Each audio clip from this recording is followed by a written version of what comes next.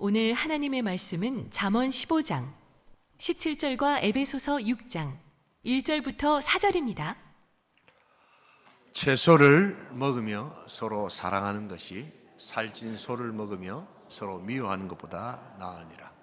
자녀들아, 주 안에서 너희 부모에게 순종하라. 이것이 옳으니라. 내 아버지와 어머니를 공경하라. 이것은 약속이 있는 첫 계명이니 이로써 내가 잘되고 땅에서 장수하리라. 또 아비들아, 너희 자녀를 노엽게 하지 말고 오직 주의 교훈과 훈계로 양육하라. 아멘. 모두 자리에 앉아주세요. 오늘은 어버이 주일, 또 우리 하나님께서 복 주시마 약속하신 주일입니다.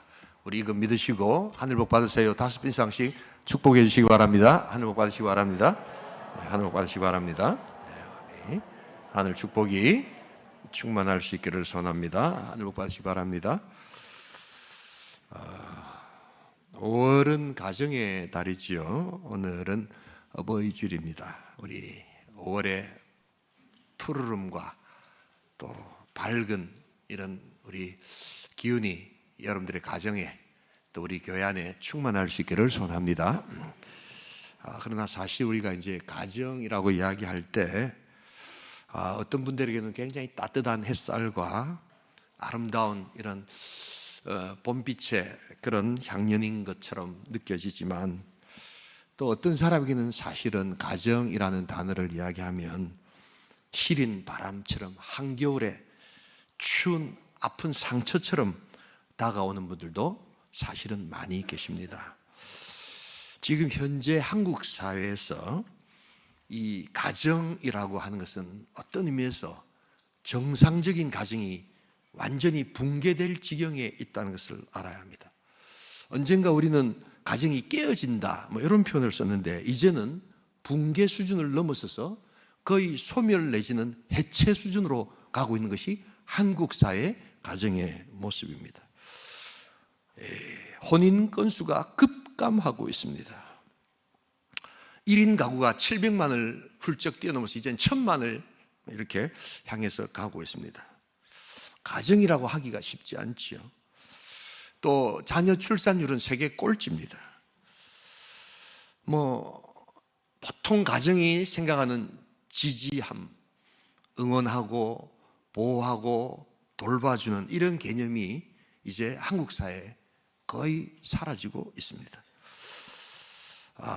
여러분, 그러기에 우리는 사실 이 가정의 달, 그저 즐거워만 할 수 없는 그런 안타까운 현실 앞에 서 있는 우리의 모습을 다시 한번 기억해야 합니다.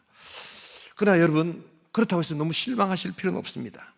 바로 위기의 순간, 아픔의 순간에 진실로 하나님께서는 역사하여 주실 줄 믿습니다. 깨어진 틈을 통해서 하나님의 은혜는 흘러 들어온다는 것을 잊지 말아야 합니다. 생각해 보면 하나님께서 세우셨던 첫 번째 가정은 말 그대로 역기능 중에 역기능 가정이었습니다. 아담과 하와가 가정을 이뤘지만 제일 먼저 위의 부모를 공경하지 않았습니다. 그리고 하나님을 대적했습니다. 뱀과 사단을 숭배했습니다. 그리고는 부부가 서로 사랑해야 되는데 서로 간에 책임을 묻고 서로 간에 또한 책임을 전가하고, 그래서 이혼 직전까지 가는 그러한 현상이 아담의 첫 번째 에덴 동산에서 일어났던 가정의 모습이었습니다. 그의 자녀들은 또 어떻습니까? 형제끼리 시기하고 질투해서 살인극이 일어났던 것이 성경이 말하는 첫 번째 가정의 모습이었습니다. 성경은 그러기에 가정을 완벽한 어떤 설계도로 우리에게 이야기하지 않습니다. 오히려 죄가 들어왔기에 깨어지고 역기능적인 그러한 가정의 모습이 우리에게 있지만, 어떻게 하면 하나님께서 은혜로 그 가정을 세우시고 회복시키는가 하는 것을 우리에게 말씀하여 주시는 줄 믿습니다. 그러기에 성경에는 완벽한 가정을 이야기하는 것이 아니라 그 깨어진 가정을 어떻게 하나님께서 회복시키는가 하는 그 회복의 과정을 훨씬 더 잘 설명하고 있다는 점에서 오히려 오늘 우리 한국 사회가 더욱더 하나님의 은혜를 붙들어야 되는 바로 그 순간이라는 것을 잊지 말아야 합니다. 가정이 지금 흔들리고 있습니다. 가정이 붕괴되고 있습니다. 가정이 지금 해체 수준을 밟고 있습니다. 그러나 그 가운데서도 그 깨어진 틈을 통하여 성령은 역사하시고 하나님의 은혜가 또한 강같이 흘러 넘치게 될 줄 믿습니다. 그 회복의 가정을 향해서 우리는 걸어가야 하는 것입니다.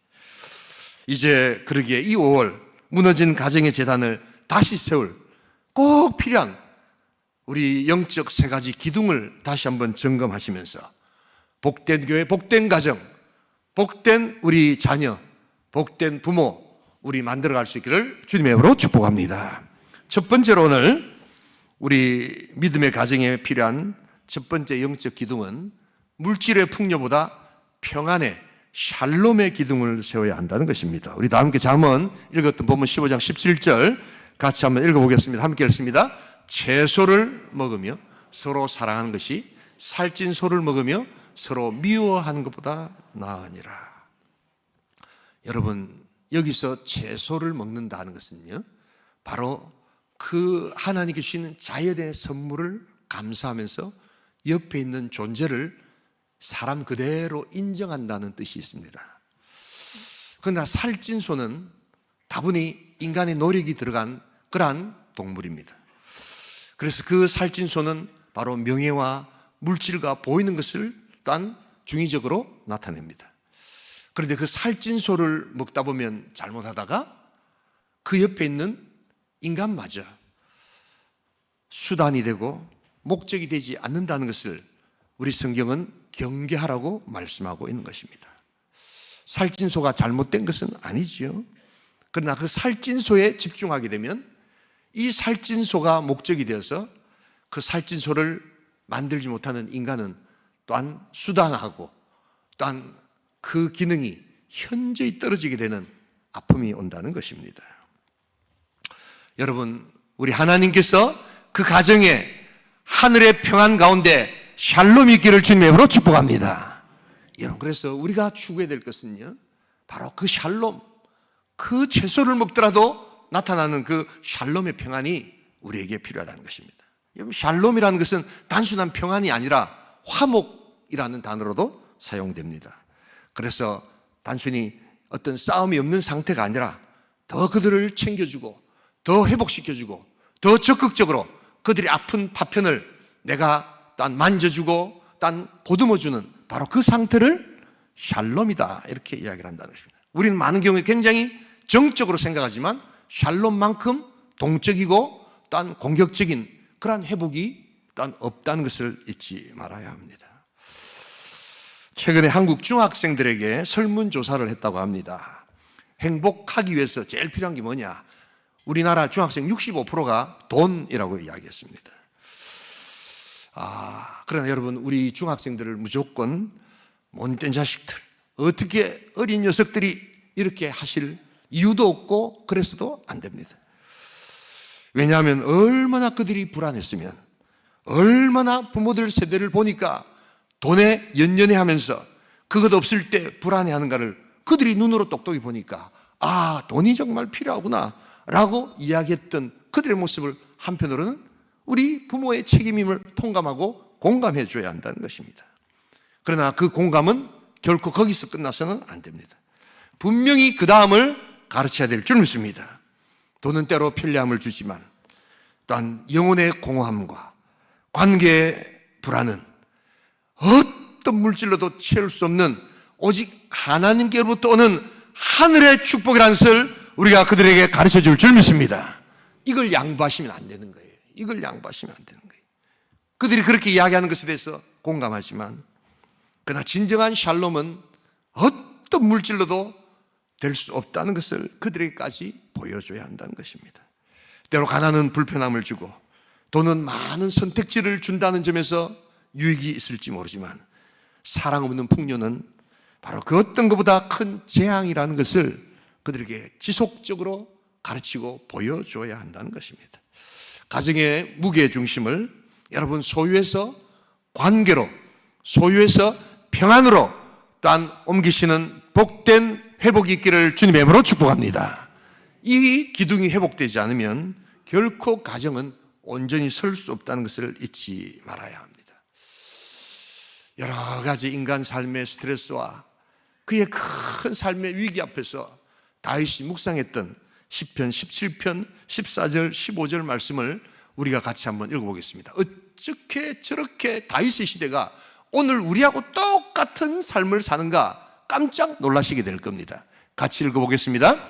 여호와여, 이 세상에 살아있는 동안 그들의 분깃을 받은 사람들에게서 주의 손으로 나를 구하소서. 그들은 주의 제물로 배를 채우고 자녀로 만족하고 그들의 남은 산업을 그들의 어린 아이들에게 물려주는 자니이다. 나는 의로운 중에 주의 얼굴을 배우리니 깰 때 주의 형상으로 만족하리이다. 배를 불리고 또한 많은 물질을 쌓고 우리 자식들이 다 이렇게 되었습니다. 그리고 우리 자식들한테 어떻게 하든지 한번 재산 물려줘서 부가 3대, 4대 세습되는 그러한 삶을 목표로 하는 그러한 자들에게 우리 믿는 자들이 큰 어려움을 당하는 그때에도 우리 하나님께서 주시는 분복을 가지고 하나님의 형상과 하나님의 얼굴로 만족할 수 있는 복된 인생이 될 수 있기를 주님의 이름으로 축복합니다. 하나님의 얼굴이라는 것은 하나님의 임재를 뜻하는 거거든요. 하나님이 나와 함께 하시기에, 하나님 나의 목자시기에 내가 부족함이 없습니다 라고 하는 그 고백, 여러분 이것이 바로 가정을 살리는 고백이 되어야 한다는 것입니다. 여러분들에게 진정한 평안이 있기를 주님의 이름으로 축복합니다. 참된 화목이 하나님께로부터 온다는 것을 우리가 잊지 말아야 한다는 것입니다. 두 번째로 오늘 이 우리가 믿음의 가정에서 회복해야 될 영적 세 가지 기둥, 첫 번째가 평안의 기둥을 회복해야 되고, 두 번째가 이제 자녀를 인격체로 양육하는 파이데이아의 기둥을 세워야 한다는 것입니다. 우리 에베소서 6장 4절, 이 파이데이아란 말이 양육이라는 단어입니다. 우리 같이 한번 읽어보도록 하겠습니다. 또 아비들아, 너희 자녀를 노엽게 하지 말고 오직 주의 교훈과 훈계로 양육하라. 여러 어린 자녀들에 대한 교육학이 막 많죠. 그런데 여러분, 성경에서는 부모가 자녀 양육에 어떤 형태로든지 실패하는 이유를 딱 하나로 봅니다. 그게 뭐냐면 부모가 자녀를 자기의 소유물로 생각하는 것에서 모든 불행이 시작된다는 겁니다. 그래서 못다 이룬 꿈을 대신 실현해 줄 대리인 혹은 자신이 어떤 이뤘던 것에 대한 또 다른 아바타의 개념으로 생각을 한다는 것입니다. 그러나 아바타는 인격체가 아니지요. 여러분, 그러기에 그러한 마인드를 갖고 있는 모든 부모들의 그 생각 속에서 때로 자녀를 과잉보호하게 되고, 또한 나약하게 만들고, 또한 반대로 분노와 억압으로 또한 그들의 마음문을 닫게 하기 때문에 성경은 딱 한마디로 이야기합니다. 수많은 교육학과 수많은 교육이론들을 다 물리치고 성경은 딱 한마디로 자녀들을 노엽게 하지 말고 오직 주의 교훈과 훈계로 양육하라 말씀하여 주시는 줄 믿습니다. 여러분, 왜 자녀 양육을 이야기하면서 요 단 하나밖에 없을까? 여러분, 부모가 자식들을 자기의 소유물로 생각해서는 아니 된다는 것입니다. 이 양육이라는 어원의 파이데아는 단순한 지식 전달이나 아니면 육체나 정신이 그냥 발전하고 발달한다는 개념만이 아닙니다. 이 인간의 전인격적인 그 모든 전체가 또한 형성되어져 가는 훈련과 과정을 이야기할 때 파이데아다 이렇게 이야기합니다. 그래서 고대 그리스에서는 이 파이데아를 어린아이들이 가지고 있는 잠재력을 꽃피기 위해서 함께 걸어가는 부모의 동행이다 이렇게 표현을 했습니다. 그래서 함께 걸어가야 한다는 거예요. 함께 마주보고 그들과 함께 같이 걸어가는 과정이다. 그래서 양육은 부모의 권위로 찍어 누르는 것이 아니라, 선생님의 권위로 그냥 함부로 이야기하는 것이 아니라 바로 아이의 영혼을 하나님께서 맡겨주신 하나님의 선물로 기억하고 소중히 빚어가는 영적 장인의 마음을 갖는 것을 양육이라고 했다라는 것을 잊지 말아야 합니다. 여러분, 제일 중요한 것이 이 아이는 내 것이 아니라 하나님의 선물이라는 우리 온전한 자녀를 향한 믿음의 고백이 있기를 주님으로 축복합니다. 그래서 이 양육과 또한 빚어가는 과정에는 두 가지가 필요하죠. 시간이 필요하고 인내가 필요하다는 것입니다. 이것은 다 우리에게 믿음을 요구하는, 부모들에게 믿음을 요구하는, 그래서 양육을 제대로 하면 자녀들도 바뀌지만 부모들도 바뀌어야 된다는 것입니다. 부모들이 바뀌지 않는 양육은 온전한 양육이 아니라는 것입니다. 그런데 그 인내와 또한 시간을 잘 견디지를 못할 때 하나님께서는 우리에게, 부모들에게 더 좋은 방법을 하나 주셨죠. 그게 바로 하나님께 맡기는 기도를 우리에게 허락해 주셨던 것입니다. 그래서 자녀 양육의 가장 좋은 방법은 여러분 다름 아니라, 목사니까 항상 저러지 라고 생각할지 모르지만 여러분, 기도만큼 강력한 자녀 양육이 없다는 것을 잊지 말아야 합니다. 거기에는 인내와 거기에는 희생과 거기에는 시간이 담겨서 그들이 빚어가고 있는 것을 볼 수 있는 하나님의 방식이기 때문입니다. 그림을 하나 보도록 하겠습니다. 이게 미국의 화가인 벤자민 웨스트라는 화가가 그린 이 죽은 나사로의 부활이라는 그림입니다. 저 죽은 나사로의 부활은 많은 화가들이 저 주제를 가지고 그림을 그렸거든요. 근데 저 죽은 나사로 요한복음 11장의 그 관점에서는 가장 탁월한 그림이라고 평가받는 그러한 그 그림이 바로 벤자민 웨스트의 그림입니다. 여러분, 저렇게 멋지고 아주 위대한 성화를 그렸던 저 화가가 어릴 적에 얼마나 장난꾸러기인 줄 알고 계십니까? 그 어린 시절 잉크병을 쏟아서 온 집안에 다 엉망으로 만들고, 뭐 하여튼 제대로 있는 것이 없을 정도로 집안을 그렇게 부산스럽고 아주 이렇게 막 그냥 황폐하게 만들었던 뭐 그런 어떤 장난꾸러기고 악동이었다고 합니다. 그런데 그때마다 그의 어머니는 어지러진 그 방을 바라보면서 매를 들지 않았고, 오히려 그 어지러진 방 속에서 약간 도화지에 그리고 있는 그 동생의 그림을 보면서 그 형을 칭찬하기 시작합니다. 어머나, 내 동생을 너무 아름답게 그려줬네? 너무 멋지네? 라고 하면서 그 난잡하게 된 그 방에 딴 결과를 측정하는 것이 아니라 그 아이가 그의 동생을 사랑하고 있다는 것을 바라보면서 그를 칭찬해주고 그를 격려해주고 축복하면서 볼에 입을 맞추고 잠깐 기도해 주었다는 것입니다. 훗날 거장이 된 그는 고백합니다. 주의 교양과 훈계로 우리 부모님들이, 우리 어머니가 나에게 입 맞춰 주었던 바로 그 입맞춤으로 내가 이 그림을 그리게 되었습니다. 여러분, 이것이 바로 주의 훈계와 교양이라는 것입니다. 여기는 시간이 걸리고 인내가 또한 수반되는 하나님의 방식입니다. 여러분, 이것이 가정을 살리는 하나님의 가장 중요한 기둥이기도 합니다. 그러나 주의 교양과 훈계는 단순히 부모만의 전유물이 아닙니다. 교회 안에서 교회 사역자들과 또한 우리 수고하시는 교사들의 그러한 또한 하나님의 방식이라는 것도 잊지 말아야 합니다. 저는 우리 교사들을, 주일학교 교사들을 생각하고 우리 교육자들을 생각할 때마다 저도 목사지만 제가 큰 복을 받았다는 고백을 한두 번 하곤 합니다. 저희 아들 노성준이가 여기까지 정말 많은 우리 주일학교 선생님들과 좋은 사역자들이 있었지만 특별히 본인이 고백하는 두 사람이 있습니다. 바로 지금 서울 상암 월드컵 경기장 옆에서 조그만 개척교회를 하고 계시는 지창현 목사님이라는 분입니다. 우리 김창현 목사님은 아니시고요. 예. 지창현 목사님, 그때는 강도사였습니다. 그리고 지금 또 이제 목사가 되신 이민우 집사님이셨습니다. 그때는 집사님이셨습니다. LG 우리 U+ 부사장이셨는데 주일학교를 너무너무 열심히 헌신적으로 수고해 주셨습니다. 제가 2000년도에 네덜란드에서 있다가 한국으로 돌아왔습니다. 그 교회는 초급파 교회라 가지고 5년씩 계약을 5년마다 연장하는 뭐 그런 시스템이었는데요. 제가 5년만 하고 한국으로 들어가겠다라고 계약 연장을 포기했습니다.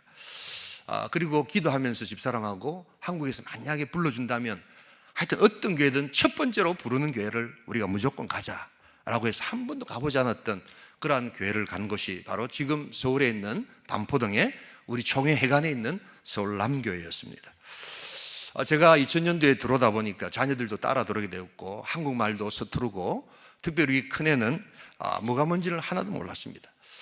근데 거기가 소위 말하는 강남이었습니다. 서원초등학교라는 곳에서 공부를 하고 바로 곧 이제 원촌중학교라는 그 중학교에 갔는데 배치고사 비슷한 건데 전교 꼴찌를 하고 온 겁니다. 이건 그냥 한 말이 아니라 진짜입니다. 제가 얼마나 충격을 받았는지. 보통 보면 성적표는 아이들이 부모들한테 안 보여주잖아요. 저는 아이가 갖고 온 성적표를 제가 보기가 두렵더라고요. 보니까.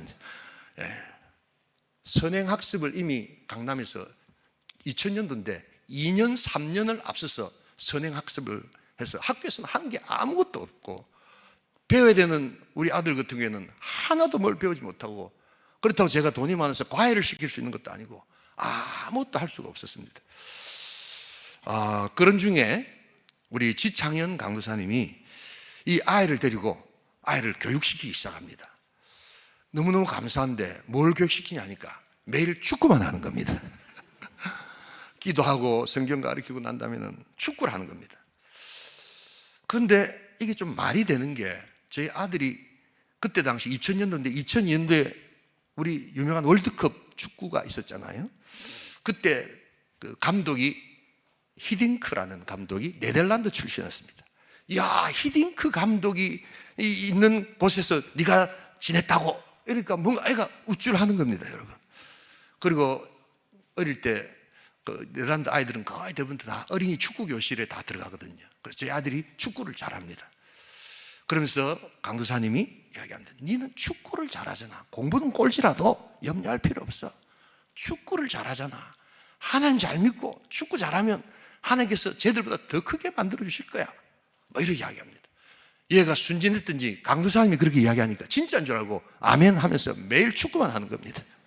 토요일 날도 축구하고 또 주일날 예배드리고 난 다음에도 또 축구하고 뭐 축구 선수가 된 건 아닌데 축구를 하면서 자기의 자존감을 높여나가는 겁니다. 그러면서 그는 하나님께 딴 봉사하는 것이 뭔가를 배우기 시작합니다. 또 한 분이 계셨습니다.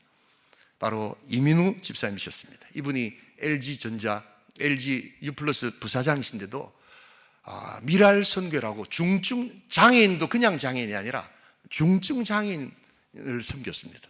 근데 꼭 여름, 겨울 수련회가 있는데 3박 4일 중증 장애인 수련회인데 봉사자들이 엄청 많이 필요합니다.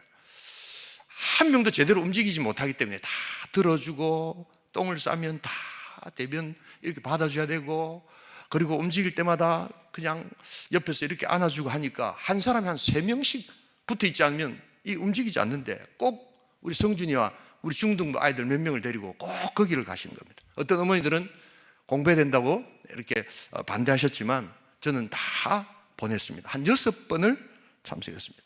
얼마나 3박 4일 동안 힘들었던지 갔다 오면 애가 몸살을 다 할 정도로 그렇게 힘들었던 겁니다. 그런데 하루는 운동을 열심히 하기 시작하더라고요. 왜 이렇게 운동을 열심히 하냐? 그러니까 훈이를 안아줘야 되는데 자기 힘이 너무 없다는 거예요. 그래서 내가 힘을 좀 길러가지고 훈이를 막 이렇게 안아주고 싶다는 거예요. 이민우 집사님이 아이에게 진정으로 섬기는 자가 승리한다라는 것을 그렇게 가르쳐 주신 겁니다. 네가 잘 섬기면 하나님께서 너희 아이들, 공부 잘하는 너희들 친구보다 훨씬 더 높여주실 거야 라고 이야기를 하는데 딱 한 가지 얘가 순진해가지고 그대로 다 들은 겁니다, 여러분. 주의 교양과 훈계로 양육할 때 아멘 했던 겁니다. 이번에 휴가를 왔습니다. 그래서 세계적인 기업인 아마존에 그가 취직을 했습니다. 그리고 제가 물었습니다. 네 연봉이 얼마고? 그러니까 한 27만 불 정도 된다고 합니다. 계산해 보면 나오실 겁니다. 그리고 그가 이야기합니다. 섬기는 사람이 하나님의 백성이 된다는 것을 자기가 믿었다는 겁니다. 그래서 어떤 때는 한국에 들어오면 서울에서 일이 많으면 저한테는 안 오고 꼭 지창현 목사님 교회 가가지고 엄청난 헌금을 하고 미국으로 갑니다. 이번에 이야기했습니다. 네가 그렇게 우리 한국 청년들의 월급의 10배를 넘게 아직 결혼도 안 한 네가 그렇게 받는다는 것은 전적인 하나님의 은혜다. 그러기에 그것은 전부 네 돈이 아니고 다 하나님의 돈이다. 그러니까 자기가 아멘 하더라고요. 그래서 이야기했습니다. 사도행전 20장 35절 말씀은 너의 하나님 주시는 말씀이다. 주는 것이 받는 것보다 더 복되다고 하신 주님의 말씀을 잊지 말거라. 우리 하나님께서 꼴찌로 지내지만 섬기고 또한 주의 교양과 훈계로 양육하고 또한 아픈 자들, 더 가난한 자들 도울 때 하나님께서 세워주실 줄 믿습니다. 여러분, 이걸 믿으셔야 합니다. 그리고 우리가 하나님 앞에서 우리 믿음의 자녀들을 어떻게 양육해야 될 것인가를 우리 가정 속에서 새롭게 해야 합니다. 주의 훈계와 또한 교양으로 양육하시는, 그들이 인격체라는 것을 기억하시는 복된 파이데야의 축복이 있기를 주님의 이름으로 축복합니다. 마지막 한 가지 오늘 세워야 될 가정은, 가정의 기둥은 부모를 공경하는 귀히 여김의 카바드의 기둥을 세우라는 것입니다. 에베소서 6장 2절과 3절을 같이 한번 읽어보겠습니다. 함께 읽습니다. 내 아버지와 어머니를 공경하라. 이것은 약속이 있는 첫 계명이니 이로써 내가 잘되고 땅에서 장수하리라. 여러분, 하나님께서 세우신 창조 질서에 순종할 수 있기를 주님의 이름으로 축복합니다. 공경이라는 것은 바로 카바드라는 말인데요, 이게 무겁다라는 뜻입니다. 그런데 또 다른 것은 귀히 여기다라는 뜻입니다. 여러분, 부모를 공경한다는 것은 귀히 여기는 겁니다. 귀찮게 여겨서는 안 된다는 것입니다. 그분의 존재와 그분들의 살아온 삶의 무게를 무겁고 귀한 것으로 인정해 주라는 것입니다. 반대로 부모를 업신여긴다는 것은 그들을 가볍게 여기는 것입니다. 그 가벼운 근거가 지금 병들고 지금 아프고 살았던 삶에 아무런 물질적 어떤 많은 것들을 이루지 못한 것 때문이라면 여러분, 그것은 부모를 가벼이 여기는 것입니다. 그러나 세상은 그렇게 본다 할지라도 그들의 존재 가치를 우리가 높이고 무겁게, 그래서 그들을 또한 귀히 여길 때 하나님께서 그 백성들을 귀하게 여겨주실 줄 믿습니다. 이것은 하나님의 자연 법칙입니다. 여러분, 이것이 바로 공경의 핵심이기도 합니다. 어느 가정에 큰 화재가 나서 평생 모은 재산과 또한 추억이 담긴 그러한 물건들이 다 잿더미가 되었습니다. 얼마나 아까웠겠습니까? 그런데 그 절망적인 상황에서 그 어머니가 아이들을 꼭 껴안으면서 이렇게 말합니다. 얘들아, 다 저기 타버린 것은 그저 물건일 뿐이야.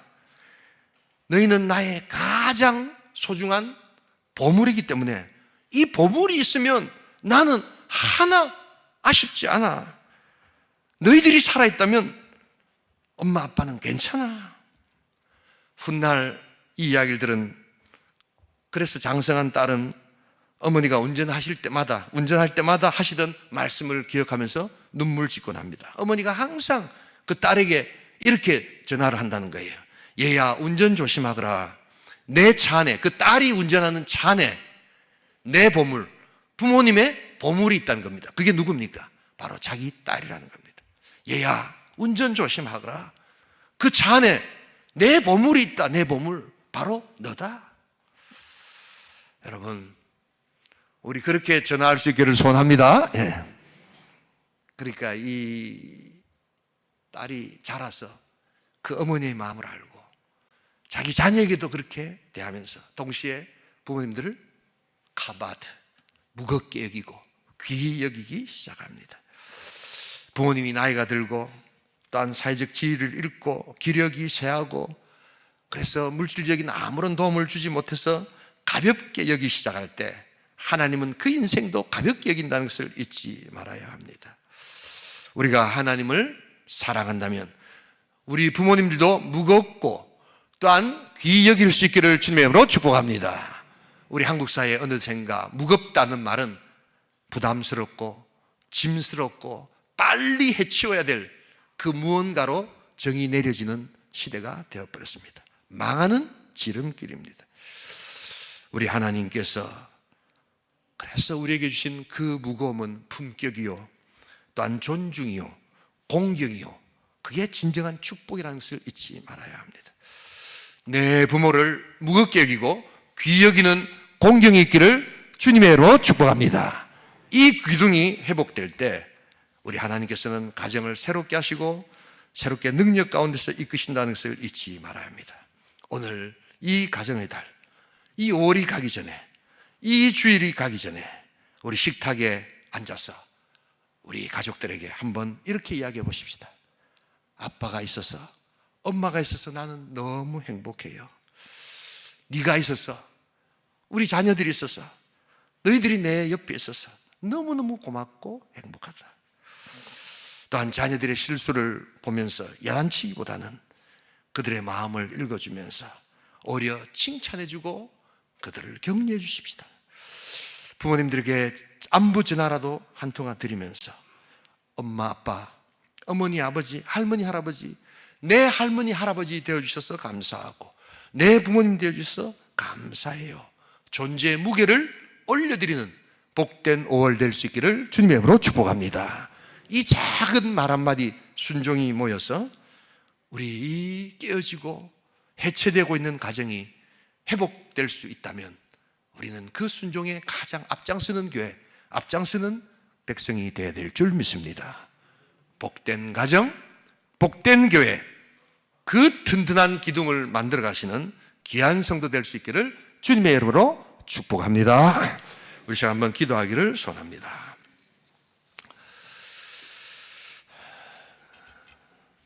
우리 아담의 가정이 역기능의 가정이었습니다.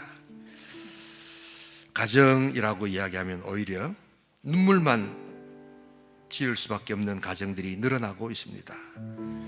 그러나 그때 하나님은 그 가정에 찾아오십니다. 그리고 참된 샬롬을 구하라고 이야기하시고 참된 파이데이아를 또한 교육하라고 이야기하시고 카바드, 좀 존중해드리고 무겁게 여기고 귀히 여기라고 이야기합니다. 그렇게 하시면 여러분들이 복을 받습니다. 그렇게 하시는 교회, 그렇게 하시는 사역자, 그렇게 하시는 또한 교사 선생님들은 복을 받게 됩니다. 수많은 교육학 이론이 있지만 성경은 딱 한마디로 이야기하고 있다는 것에 주목하셔야 합니다. 바로 존재 그 자체, 그들을 존중하는 것입니다. 그들은 우리의 소유물이 아니라 하나님의 선물입니다. 동성으로 기도합니다. 하나님 아버지,